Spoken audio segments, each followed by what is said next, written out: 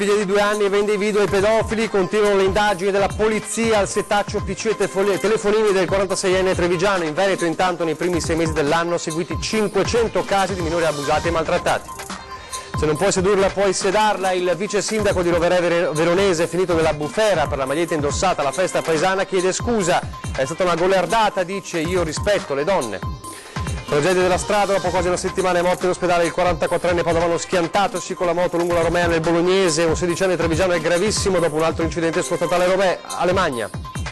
PD e 5 Stelle, il diktat dei pentastellati sul Conte bis divide idem, la Lega alla porta per capire se c'è uno spiraglio.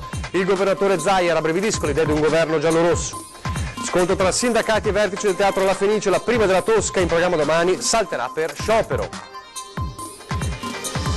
Continuano le assemblee di protesta sul caro affitti Ater, a Mestre la rabbia e la disperazione dei residenti del quartiere Pertini.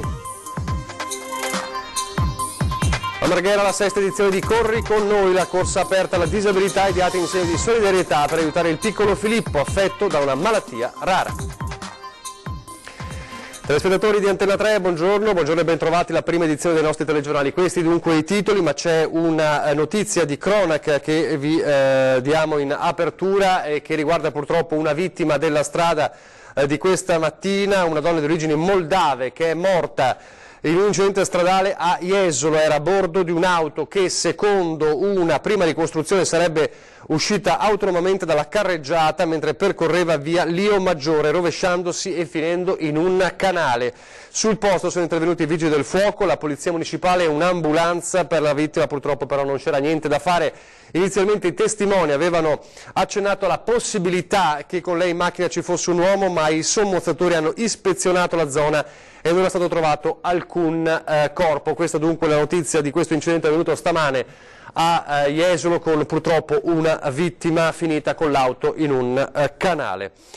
E adesso torniamo a parlare della tragica, terribile vicenda del 46enne trevigiano, accusato, arrestato con l'accusa di aver abusato per anni della figlia piccola e di aver anche venduto i video di queste violenze al circuito pedopornografico internazionale. Continuano le indagini della polizia postale, della squadra mobile, con ovviamente tutti gli apparati, PC e telefonini dell'uomo al setaccio.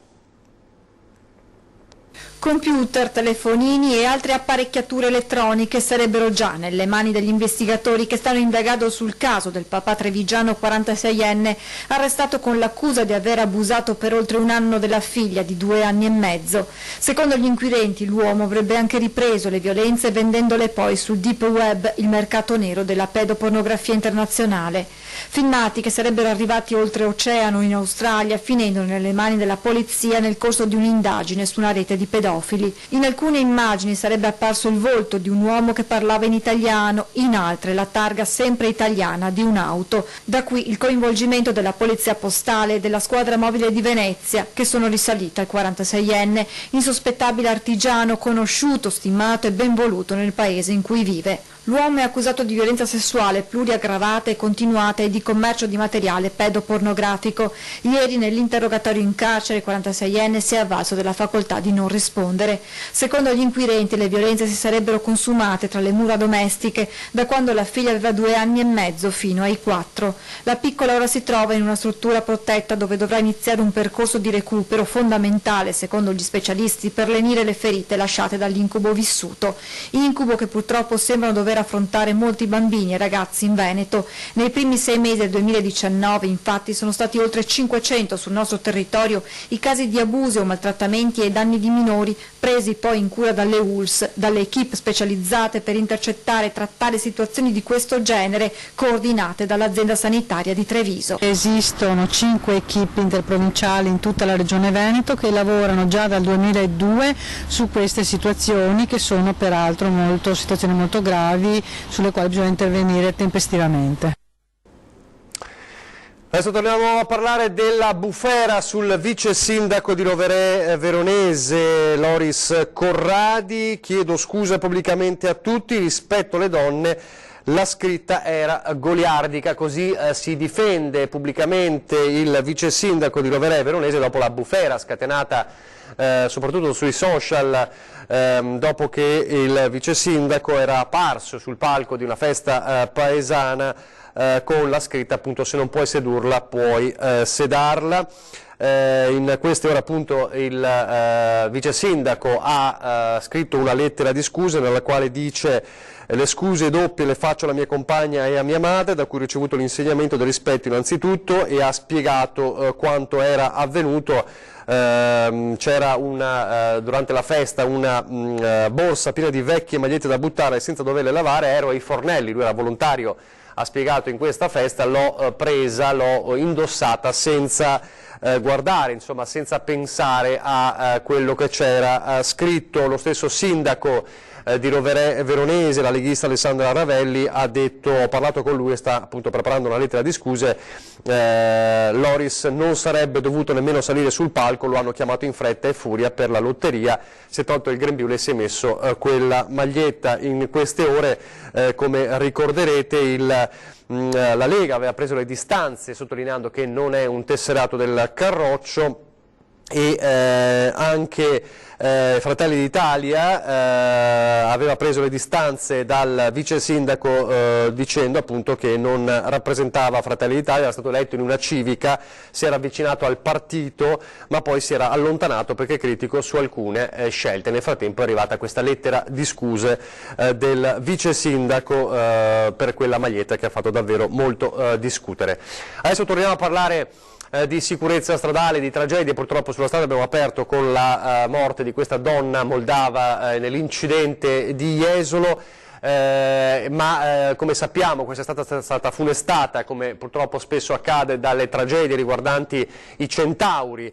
C'è un sedicenne trevigiano che si trova ricoverato in gravissime condizioni nel reparto di terapia intensiva del Cafoncello di Treviso per uno schianto avvenuto ieri lungo la statale Alemagna, nel tratto che costeggia il lago di Santa Croce. Il giovane con la sua moto si è schiantato contro due auto, e poi la morte del 44enne invece padovano, a quasi una settimana dal tragico schianto lungo la Romea nel Bolognese.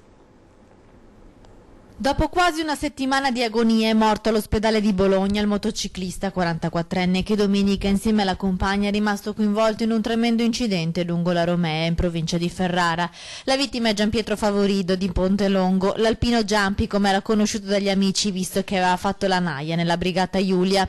I familiari hanno sperato fino all'ultimo che reagisse alle terapie, ma le sue condizioni erano perse disperate fin da subito, tanto che i medici avevano deciso di amputargli l'avambraccio e la gamba sinistra. Il 44enne e la compagna viaggiavano sulla loro Honda lungo la Romea, stavano andando a San Marino per una gita quando un'auto che proveniva dal senso opposto, nel tentativo di un sorpasso, li ha centrati in pieno. La compagna invece è stata ricoverata a Cesena, anche le sue condizioni sono critiche ma stabili, anche a lei è stata amputata la gamba sinistra a seguito di un'emorragia. Gianpietro Favorido era molto conosciuto a Pontelongo, dove organizzava manifestazioni degli alpini e faceva parte della protezione civile locale.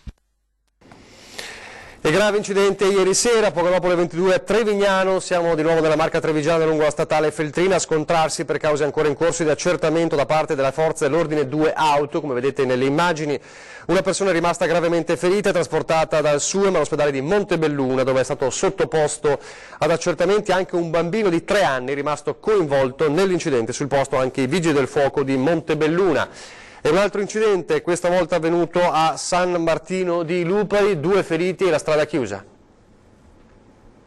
Strada chiusa, traffico bloccato fino a tarda sera per uno schianto tra 2 auto avvenuto venerdì pomeriggio lungo via Castellana, San Martino di Lupari. Le 2 auto si sono scontrate frontalmente in mezzo alla strada, rottami e le carrozzerie delle 2 vetture accartocciate. I 2 automobilisti alla guida sono rimasti feriti in modo serio, tanto che è stato necessario l'intervento dell'elisoccorso per il trasporto d'urgenza per uno dei 2 in ospedale a Padova, dove è in prognosi riservata, mentre l'altro è stato ricoverato a Cittadella. Le sue condizioni sono meno preoccupanti. I vigili del fuoco sono intervenuti per mettere in sicurezza i veicoli per consentire alla polizia stradale di eseguire i rilievi del caso. Ancora la cronaca, a fuoco la cucina di un appartamento ad Arzignano, intossicata una persona. Arzignano, paura per il residente di un appartamento in via dell'Industria che si è trovato in mezzo al fumo e alle fiamme della sua abitazione. L'incendio, le cui cause sono ora al vaglio dei vigili del fuoco, è divampato nella tarda serata di ieri ed ha bruciato completamente la cucina, mentre il fumo ha invaso l'intero appartamento, intossicando appunto la persona che vi abitava. L'uomo è comunque riuscito ad uscire dall'abitazione e a mettersi in salvo. Soccorso dagli operatori del SUEM 118, è stato trasportato al pronto soccorso per dei controlli. I vigili del fuoco hanno spento completamente l'incendio, inevitabili i danni da fumo. Adesso torniamo a parlare della politica, i riflessi, insomma il Veneto che sta alla porta, anche il Veneto a guardare cosa accade per quanto riguarda il futuro del governo. Come sapete continuano i contatti, continuano gli incontri di PD e 5 Stelle per trovare un accordo per un futuro governo. Ieri il primo incontro PD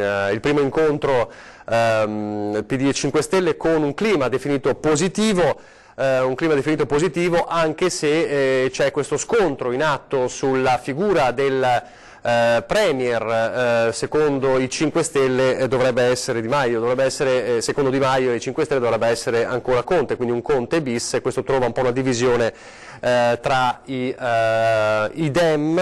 Intanto è tornato a parlare dell'ipotesi governo giallo-rosso, definito così il governatore Zaia, che in un'intervista al quotidiano nazionale dice: il Nord che produce è preoccupato da un eventuale governo Movimento 5 Stelle e PD. Io sono un pragmatico, ragiono al di là delle casacche politiche, ma se devo pensare all'agenda giallorossa rabbrividisco, dice. Sono 15 mesi che aspettiamo l'autonomia, se non siamo riusciti a ottenerla con la Lega al governo, figuriamoci con il PD. Questo le parole di Zaia in un'intervista stamane al quotidiano nazionale. E proprio a riguardo della crisi di governo si registra da Venezia una provocazione dell'assessore autosospeso, peraltro Renato Boraso, che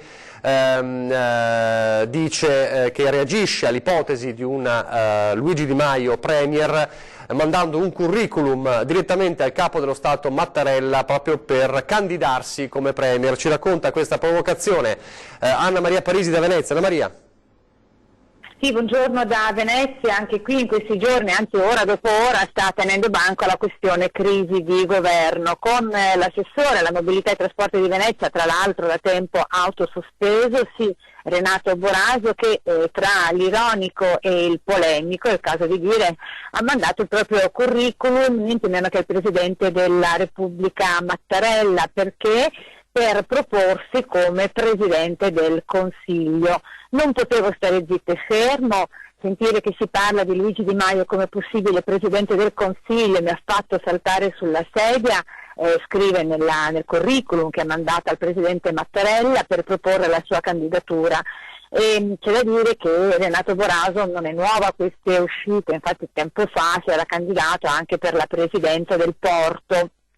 E questa, che può sembrare una battuta, così ha il tono naturalmente di una provocazione politica.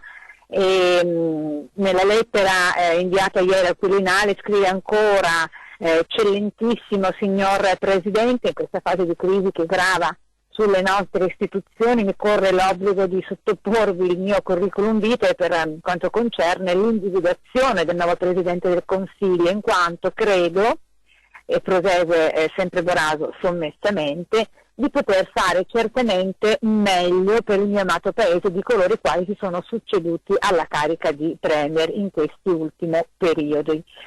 E quindi dice ancora, per concludere, qualora lo riterrete opportuno, io vi informo che sarò presente mercoledì 28 alla cerimonia di inaugurazione della mostra del cinema, appunto giorno di debutto della Biennale Cinema. A questo punto cos'altro aggiungere? Non resta che attendere questo incontro. Certo è che vista la crisi, l'annunciata presenza del Presidente della Repubblica Mattarella non è più certa, così come era stato anticipato anche dai nostri servizi alla mostra del cinema. E da Venezia è tutto, per il momento la linea può tornare allo studio. Grazie Anna Maria Parisi. Intanto Venezia deve fare i conti con una cancellazione importante, lo sciopero dei musicisti, e quindi salta la prima della Tosca in programma domani sera. Con molte probabilità sarà solo un primo atto di contestazione che potrebbe sfociare anche in proteste alla Mostra del Cinema davanti insomma ai media di tutto il mondo. Non si è infatti trovato nessun accordo tra la direzione della Fenice e i sindacati Wilcom e USB, che avevano annunciato già martedì scorso lo sciopero per le prime della Tosca di Madama Butterfly, appunto in programma il 31 invece di agosto. Una doppia protesta arrivata dopo la diffusione della notizia del licenziamento di 2 maestri musicisti dell'orchestra del teatro, chiedendo l'immediato ritiro del provvedimento disciplinare. Dunque addio alla prima della Tosca domani al Teatro della Fenice. Vedremo se si riuscirà a ricomporre questa frattura importante per il Teatro La Fenice. Restiamo nel veneziano, ma andiamo in terraferma, anche se è un problema che riguarda anche il centro storico, ma soprattutto la terraferma, e parliamo dei caro affitti Ater e di quelle assemblee che continuano a moltiplicarsi nel territorio, per la verità non solo nel veneziano. Ieri un'assemblea affollata e anche intensa, quella del quartiere Pertini. E io da 280 euro il mese mi hanno portato 427 euro. Perché hanno pensato poi di 15 euro. Non è giusto, non è giusto! C'è tanta disperazione tra i residenti del quartiere Pertini e a Mestre, che si sono riuniti in assemblea per discutere la legge regionale 39/2017 sui canoni Ater, che sta colpendo duramente soprattutto gli anziani. Qui c'è grande disperazione, è un quartiere popolare dove ci sono molti anziani e quello che gli è capitato, cioè grossi aumenti che vanno dal 300-400, li hanno colpiti duramente. A dare sostegno ai residenti nel corso dell'assemblea, con circa 150 partecipanti, vari esponenti del mondo politico locale e la CGIL. Questa riforma è una riforma sbagliata, colpisce gli anziani e colpisce i più poveri. Questo quartiere e l'assemblea di oggi è la dimostrazione. Se non ci saranno immediate risposte, io penso che la mobilitazione generale sia inevitabile. C'è stato un errore sacrosanto e impressionante sul limite l'ISEE ERP. E qui lo stiamo dicendo in tutte le lingue l'assessore Lanzarini. Noi auspichiamo che Zaia prenda atto delle assemblee, degli incontri tecnici, perché ovviamente è giusto colpire i furbetti, e ci sono. In città ce ne sono 150, d'accordo, con risparmi milionari eccetera, ma qui c'è gente che ha uno stipendio normalissimo, una pensione normalissima e qualche risparmio, e a tutti è arrivata la lettera di sfratto, con aumenti a volte anche al limite dell'assurdo eccetera. Noi chiediamo che questa legge regionale deve essere modificata. Bisogna modificare i criteri di fondo, perché i furbetti è giusto colpirli, ma chi sono i furbetti? Non sono queste persone, non è la povera gente, sono gli evasori fiscali, quelli che non dichiarano nulla e che sono qui a Rione Pertini, come a Marghera, come a Chirignago, come a Favaro, che arrivano magari con i macchinoni e poi, siccome hanno reddito zero, perché non dichiarano nulla, risulta che hanno diritto alla casa. Niente, queste persone vanno colpite, però altra cosa è difendere i diritti della povera gente, e noi siamo qui e staremo qui a fianco dei comitati finché la legge non verrà modificata. E un'altra assemblea, un altro scontro invece riguarda le case Ater in un'altra zona di Mestre. Questo si sta con le mani, guarda. Le immagini sono eloquenti, queste sono le palazzine Ater di via Prabello a Mestre. Umidità all'interno delle abitazioni, muffa, mura vecchie e calcinacci che cadono con il timore che possano finire in testa a qualcuno. La rivolta contro il caro Ater non riguarda solo gli aumenti dei canoni, ma anche le case dove vivono migliaia di veneti. La rivolta è esplosa un po' ovunque in regione, e non solo per i rincari che hanno colpito la maggior parte degli inquilini, ma anche per le condizioni di vita all'interno degli alloggi, dove ogni giorno chi ci vive è costretto ad affrontare 1000 problemi. Appartamenti chiusi, vetri rotti, non se ne cade un vetro giù. Palazzine ridotte molto male che avrebbero bisogno di manutenzione, è la denuncia di chi abita all'interno di questi stabili diventati oramai fatiscenti. Questi sono 2 pezzi di cornicione cadute 2 settimane fa vicino a 2 bambini in via Monteprabello a Fagaro Veneto. I lavori dovevano farli quasi 2 anni fa, perché mi avevano detto e mi hanno mostrato un documento che dovevano fare i lavori, però devono ancora venirli fare. 2 settimane fa sono caduti questi 2 cornicioni qua e ce ne sono ancora altri, anche in via Monteprabello ce ne sono ancora. Un ghetto sembrerebbe la parola giusta per definire le case di via Prabello, e neanche dei ponteggi montati per ripristinare della guaina sul tetto, diventato un colabrodo, placa l'ira degli inquilini. Adesso stanno venendo a fare i lavori sui tetti, stanno facendo un lavoro da 10.000 euro solo su un pezzo di tetto, quando il titolare dell'azienda, dell'impresa, che ho parlato con lui, mi ha detto che 10.000 euro sono spesi male, perché è assurdo tappare un buco e ce ne sono 100 su un tetto. Pochi istanti di pubblicità, poi ancora la cronaca dal Veneto.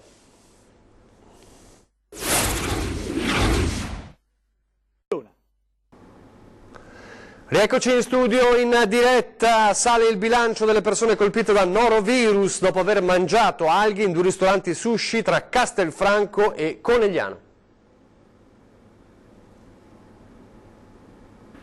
Altre 3 persone colpite da norovirus. Sale così a 15 il bilancio degli intossicati da alghe da sushi mangiati in 2 ristoranti tra Castelfranco e Conegliano.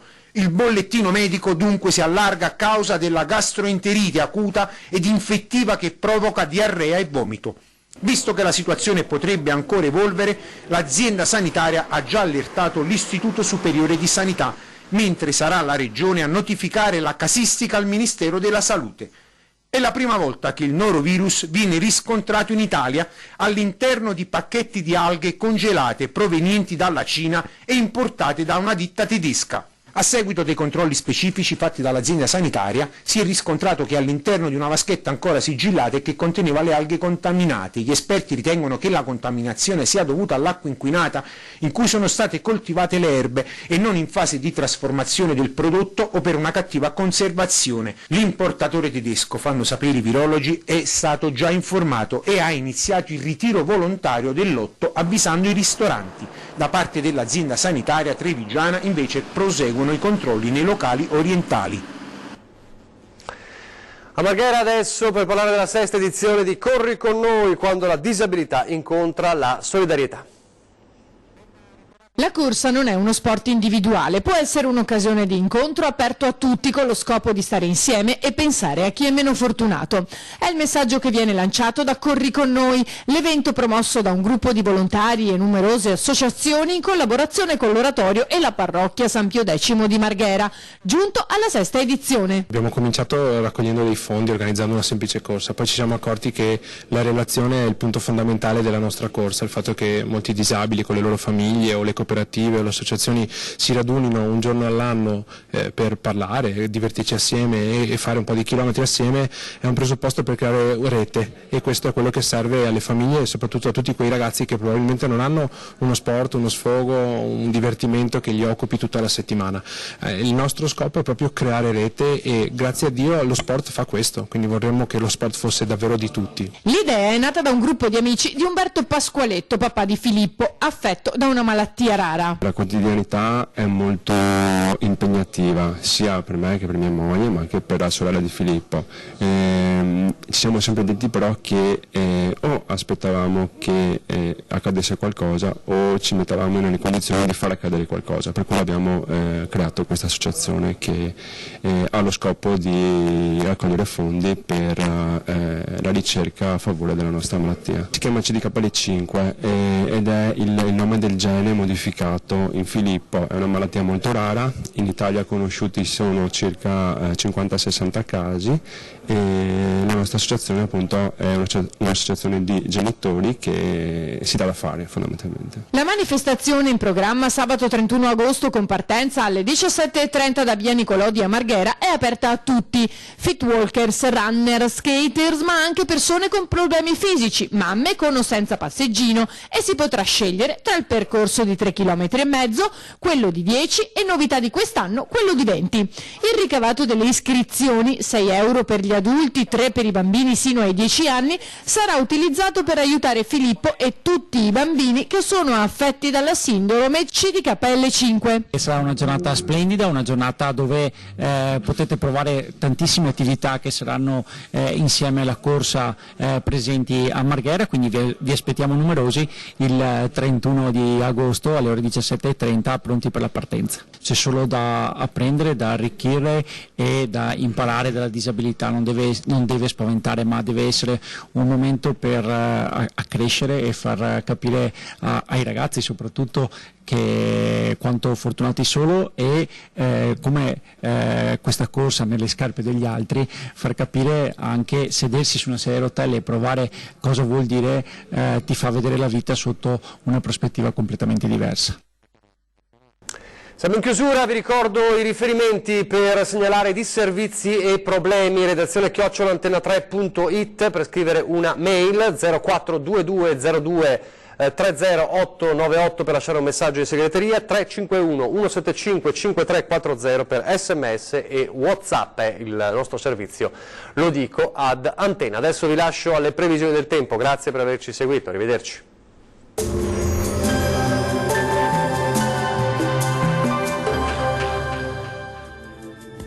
Benvenuti al meteo. Tempo ancora instabile anche nella giornata di sabato 24 agosto, ma diamo uno sguardo più approfondito alla previsione. Sul Veneto avremo occasionali acquazzoni sui monti che localmente potranno sconfinare fin verso le pianure limitrofe, alternandosi comunque a pause più asciutte e anche maggiormente soleggiate. Il tempo risulterà più stabile sulle aree costiere. Temperature minime tra 19 e 23 gradi, massime invece tra 29 e 31 gradi.